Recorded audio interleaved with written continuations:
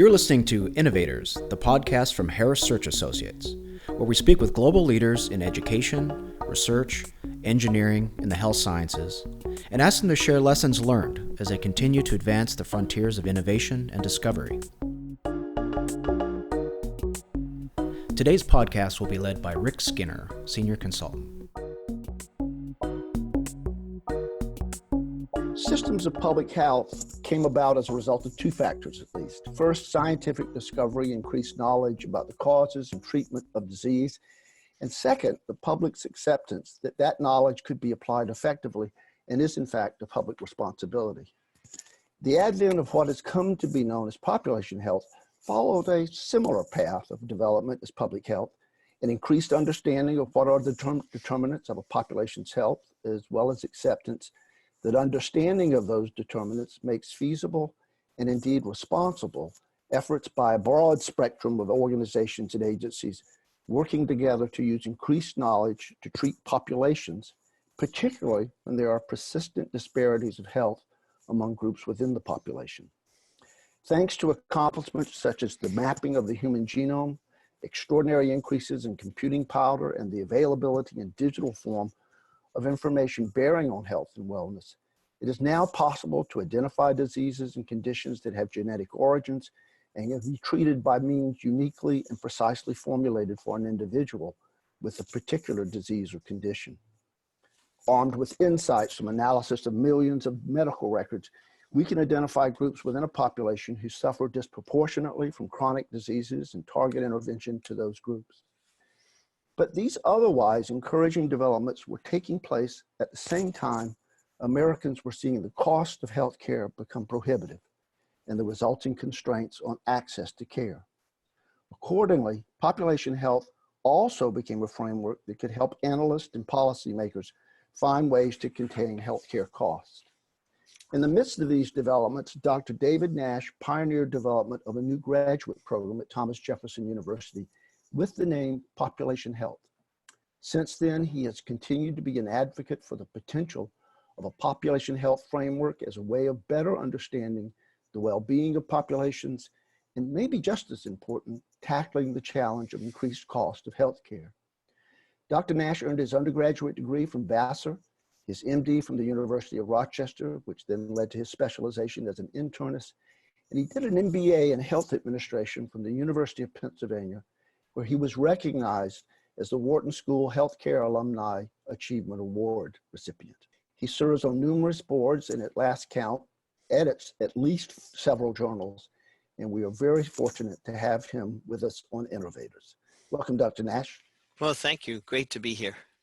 Most of our listeners will have a good working knowledge of what is meant by the term population health, but some can be forgiven if they wonder what distinguishes population health from the long-established and traditional public health.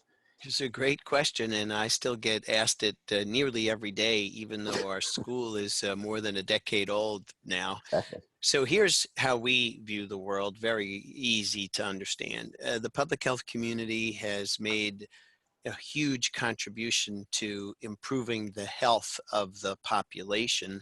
Let's think about that like vaccinations, clean water, hand washing, AIDS reduction, obesity reduction, smoking cessation, bicycle helmets. I mean, these things have done more to improve health than all 150 medical schools put together in the United States. Population health, a relatively new term. We trace it back to a key article in 2003 by David Kindig. We believe population health has contributed, I think, two additional concepts. One is the role of social determinants, where you live, your education, and so on, as a contributor to health or lack of health. So one is the social determinants. And then two, what we've added to the conversation is the notion of what does the care cost, and did you deliver it safely and effectively? So another way to think of this is population health is the roof of the home, and the supporting pillars include public health, health economics, quality and safety, health policy, and the like. That's very helpful. I think that clears up a lot of questions that we ourselves had to entertain. Now, the framework of population health identifies, and this may be a slight condensation of the determinants of health, but let me just run through the ones that we were able to identify, and you can tell me if we've missed some. Healthcare itself, obviously, what is the extent of vaccinations and so forth? So the healthcare itself is one determinant, or the absence thereof. Behavior, those that lead to chronic diseases such as substance abuse and smoking. Social determinants, homelessness, the level of education attained. Environmental, including air quality, noise levels. And genetics, certain types of cancer, for example, that appear to be inherited. Many of these determinants are outside the purview of traditional healthcare. So let's first tackle the 5 determinants, Mm-hmm. and maybe we can attribute a percentage of their percentage to health. Wow. That might be a good framework to get started. So not surprisingly, where we have a challenge is in the recognition that the actual laying on of hands healthcare services contributes about 10 to 20% of a population's well-being. Mm-hmm. Individual behavior is in the 40 to 50% arena. Mm-hmm. Environment is another 20 roughly, and genetics is another 10 to 20. So the social determinants play out through the environment, through the genetics, and through individual behavior. Here's what I mean. If you're poor and you live in a zip code with persons of relatively low socioeconomic status, well, there are certain assumptions that turn out to be sadly true. Lack of fresh fruits and vegetables, a food desert, violence, folks who lack a high school and college degree, schools that are bad. So essentially, the main message that we find difficult for practitioners to get their arms around is that it's not about coming to the doctor or the hospital. Quite the contrary. That health is determined by a sort of witch's brew of behavior, mom and dad, the climate change, all of the above. The real challenge then becomes, one, recognizing that health care services is 10 to 20% of the story. And then two, well, how do we teach practitioners and clinicians of all sizes and shapes to deal with the other 80%?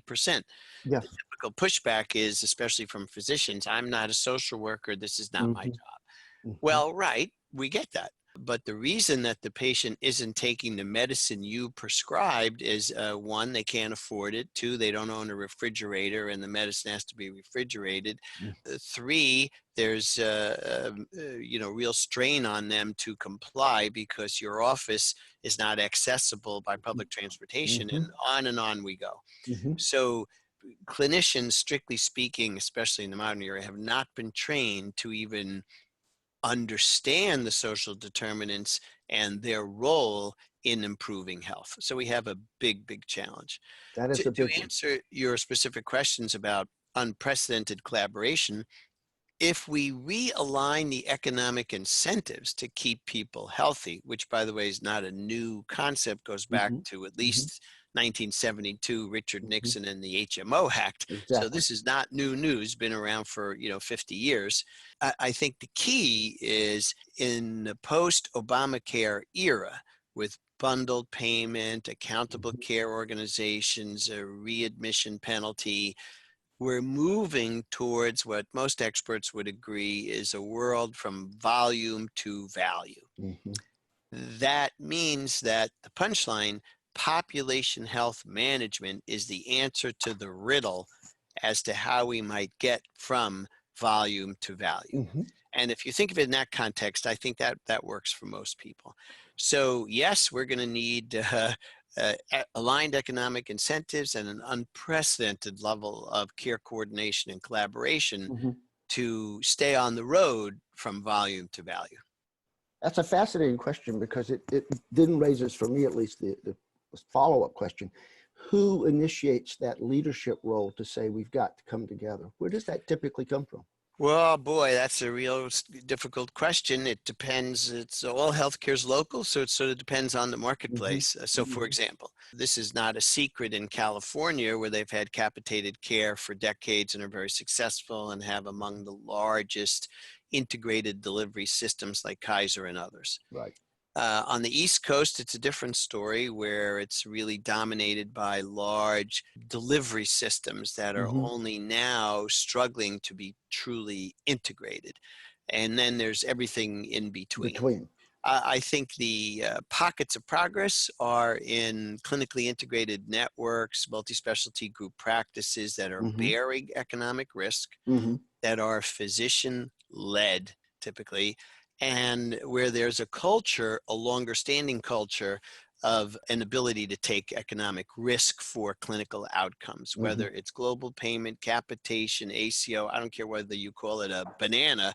Right. If there's a history where clinicians know that they must reduce unexplained clinical variation as the road to redemption, they are further along on the population Hmm. health journey. So it does suggest very much continued centrality, what you suggest on the East Coast, that is indeed their leadership becomes pivotal. Yeah. So in all of this, excellent point. I mean, I would argue that probably the rate limiting step, the rate limiting reaction, like in Hmm. biochemistry here, would be lack of leadership to recognize that we're going from a heads in beds on the delivery side to a Hmm. value-based payment system. The key challenge among several is what's the timing here, Exactly. and how long is this going to take, Hmm. and what do we do in the interim, and what will the presidential election have an impact, and Hmm. on and on. But I think there are a couple of truths. Current spending is probably not sustainable. Hmm. This is going to emerge during the presidential election as the number two issue, right Hmm. behind terrorism and security. Yes, Right. absolutely. You mentioned it, and I want to bring up the Affordable Care Act, Obamacare. It embraced much of the spirit and the components of population health. I can remember the debates very clearly. In fact, I still have my official Senate badge that allowed me up in the gallery to see the vote on it. Great. Just Wow. amazing. But over the past 3 to 4 years, ACA has been subjected to repeated efforts to dismantle the legislation, primarily through administrative action. Does the diminution of Obamacare, ACA, weaken the robustness of population health for analyzing determinants of healthcare? Yes, and the short answer is yes. So let's do a quick almost 10-year review Hmm. of Hmm. Obamacare. It's pretty Hmm. straightforward. So yes, we were able to get millions of Americans increased coverage and access to care. Hmm. Did that improve health? Undoubtedly, yes, based on the Hmm. best available literature Hmm. from multiple sources around the country.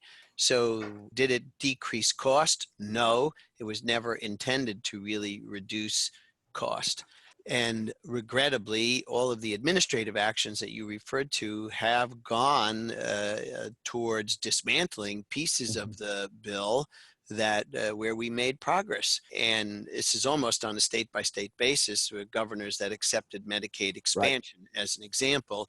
Those states have found that relatively poor folk who are on Medicaid have greater access, have better health outcomes, go to work more productive.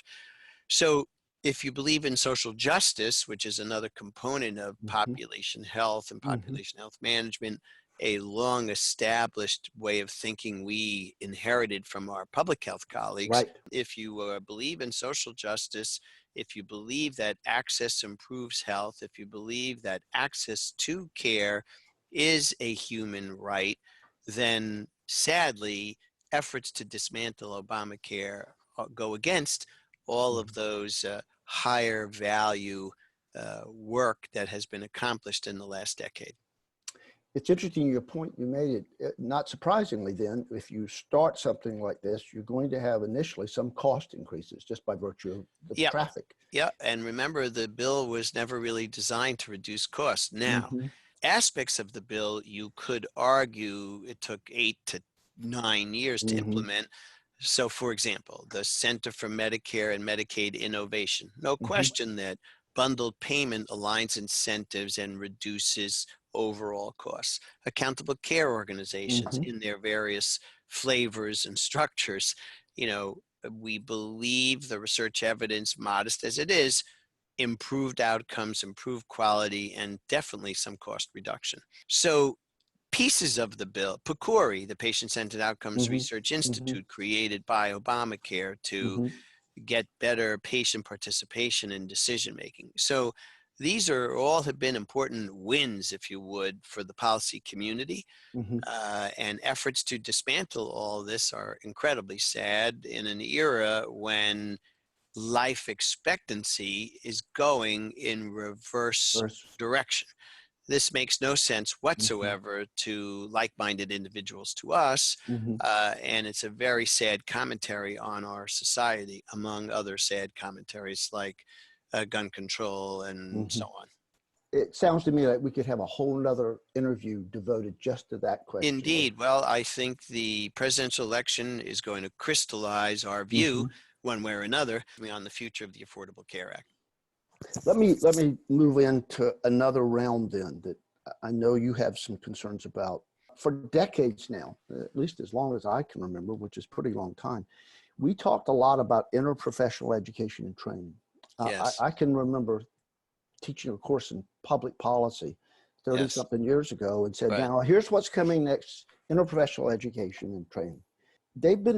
Those were seen as means by which patients are seen systematically.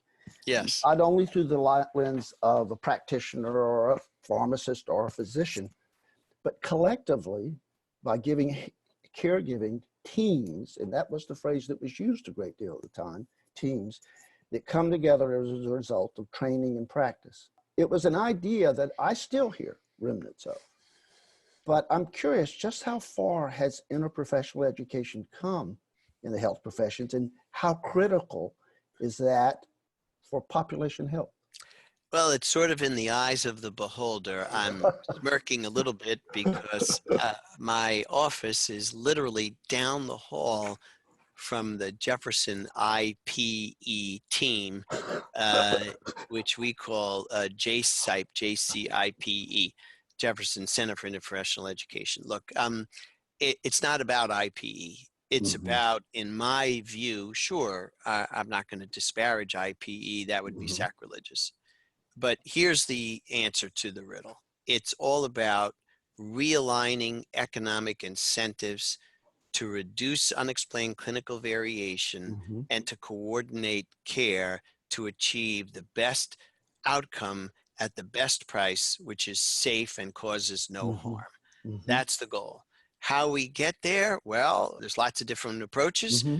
And my own selfish view is you got to tear up the undergraduate medical school curriculum and start over, and put in there systems thinking, human Mm-hmm. factors engineering, design thinking, humanism. If I had my way, no basic science majors would be admitted to medical school. Because we'll teach them all the science that they need. Bring Mm-hmm. me people who can think and analyze and write and be Mm-hmm. critical thinkers. That's the skill set that we need. Fortunately, there are a handful of medical schools that are doing this. I'm very privileged to be on the board of one and an Yes. advisor to another. So places like Geisinger Commonwealth School of Medicine in Mm-hmm. Scranton, Pennsylvania, the Mm-hmm. University of Houston Medical School hasn't Yep. even opened its doors yet. Yep. Kaiser Permanente, of course, that I'm not connected to, but wow, it only took them 75 years to figure out they got to build their own school. I think that's emblematic of where we're going. The KP Medical School is evidence, I think, that to really function in an integrated delivery system that's driven by aligning economic incentives takes a Mm-hmm. different kind of doctor.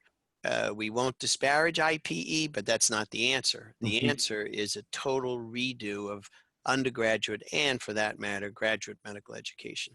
It's fascinating you should say that, because we had a long conversation last year, I believe, with King Lee, who's the Dean and Chief Academic Officer of the new Illinois Carle School of Medicine. Ah, excellent.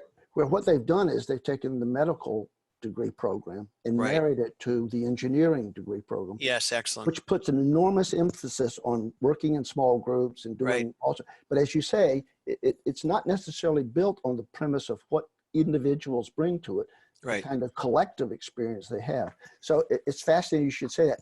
I just want to question one part of this. In particular, are you finding in those instances where population health is being taken on, does that alignment of incentives come relatively quickly once you've got everyone in the room sitting there? Fascinating question. The research evidence would argue yes. There's an old saw in the policy community that when you align economic incentives, it's as though you change the textbook of medicine overnight, or the textbook of surgery. I am a believer in that old saw, and I think the best place for folks to evaluate that would be the decade roughly 1995 to 2005, when we were able to temporarily bend the cost curve due to the resurgence of managed care, so-called, what we called it then. And we've come to understand that the gatekeeper model may not be the best model and all of that, but the core message is reducing the pernicious incentive inherent in private practice fee-for-service medicine, which is a pernicious drive to do more. It's irresistible to do more. And some of it, we believe a third of it, is of no value and potentially not only wasteful, but dangerous. So by realigning incentives, by doing two things, what we would describe, one is going upstream and shutting off the faucet rather than downstream and mopping up the floor. Exactly. It's better for everybody, keeps people healthy. But to do that, as we've talked about, we have to realign the incentives. We have to change the training model. That's why, in summary, we're so fortunate that the Jefferson University trustees, now more than 10 years ago, approved creation of the country's first college devoted to this sort of thinking. And we have wonderful followers now all across the country, probably no fewer than a dozen new schools of population health, Exactly. a new national society devoted to population health. Journals. And I just joined a new group of FLAM, Population Health Leaders in Academic Medicine. So, wow, now I feel like there's a club I could be a part of, which is wonderful. We can't promise you'll play on the football team, though. No, probably not. Probably not. And it's just one quick side note.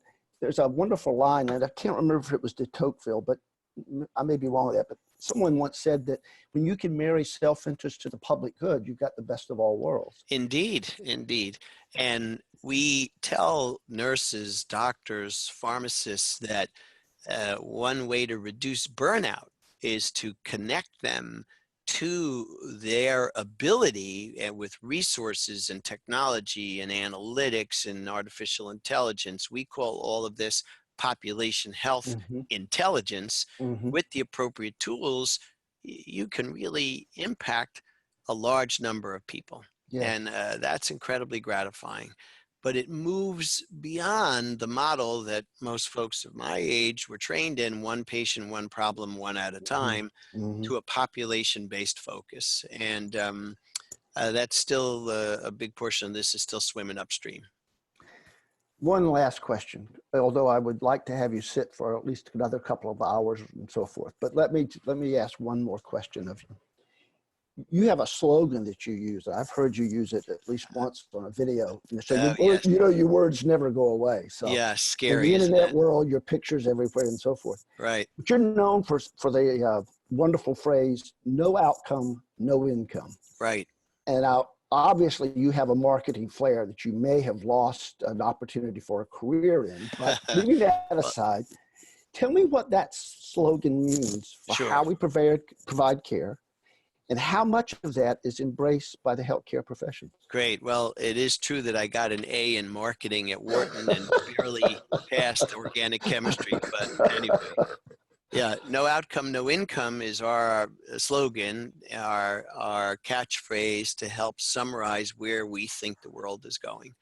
And that you ought to get paid more when you achieve a better outcome, and you ought to get paid less when you achieve a less appropriate, less good outcome. Mm-hmm. And others have used this, which is heartening. But no outcome, no income is just a code for moving from a world of the more you do, the more you get paid, to a world of going upstream, shutting off the Mm-hmm. faucet instead of Mm-hmm. mopping up the floor. Mm-hmm. And that if we could be guided by a no outcome, no income way of thinking, I think it would reduce profligate testing, reduce waste, reduce harm, refocus us on what it is we're in the business of doing in the first darn place. Mm-hmm. I'm just incredibly grateful that, I still have gas in the tank to tackle this issue. I'm coming up on a really important 30th anniversary at Jefferson. So to be able to be focused on these kinds of issues for 3 decades in one place and survive and continue to participate in whatever level I can is really a gift. So I'm incredibly Remarkable grateful. opportunity. Remarkable opportunity. We like to leave our listeners with at least 1 or 2 takeaways that you would want them to say, that guy I listened to the other day when I was at lunch, listening to it. What are 1 or 2 you'd like to leave behind? Yeah, great. So we have sort of 3 things, maybe. One is reduce unexplained clinical variation. That's the root of all evil. You've got to reduce unexplained variation. It's a lifetime's worth of work. Got to go upstream and shut the faucet rather than mopping up the floor. And clearly we should end with our watchword, which is, no outcome, no income. Those are the 3 takeaways. Dr. Nash, for somebody who is, if I calculated those 30 years of your time at Jefferson and then added the 3 years you spent getting your medical degree, you're only 33, so I don't see why you're talking in any way Thanks about very retirement. much. I don't know why you're even saying that. That's sweet. Yeah, no retirement is being pondered imminently. I am 1 year away from Medicare. That's what we're telling people now. That's a threat if I ever heard one. There you go. There you Dr. go. Nash, I can't thank you more. This has been a delightful opportunity for us to talk to you, and just a great opportunity for our listeners to hear more about you. Thank you very much, and we hope you have a really great day. Great. Thanks again. Thank you for listening to Innovators, a production of Harris Search Associates. We'll have more insightful conversations with global thought leaders to follow.